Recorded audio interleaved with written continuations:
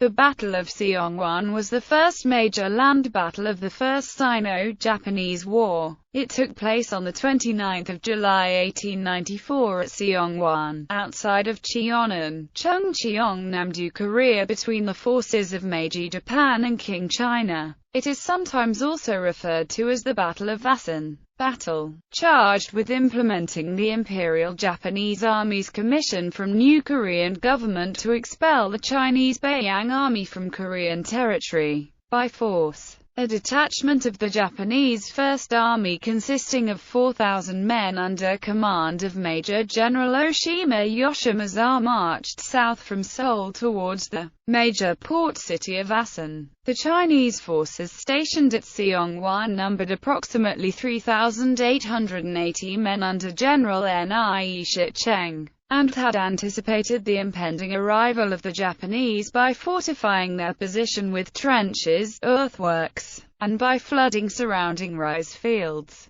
However, reinforcements, expected from China, had been lost in the naval battle of Pengdu on 25 July 1894. The Japanese began their attack with a small diversionary force consisting of 4 companies of infantry and 1 of engineers attacking Chinese positions on the night of 28 July 1894 from the front, while the main force of 9 companies of infantry, 1 of cavalry and a battalion of artillery outflanked the Chinese defenses by crossing the Ansong River. The battle lasted from approximately 0330–0530 hours on the early morning of 28 July 1894. The defenders, after a sharp engagement, were unable to hold Seonghwan, and fled to Asan, 10 miles to the southwest, leaving behind a considerable amount of weapons and stores. The Japanese forces pursued the Chinese to the city of Asan, but the surprise defeat at Seonghwan had a strong impact on Chinese morale, and the Japanese took Asan with relatively little resistance by 1500 hours on 29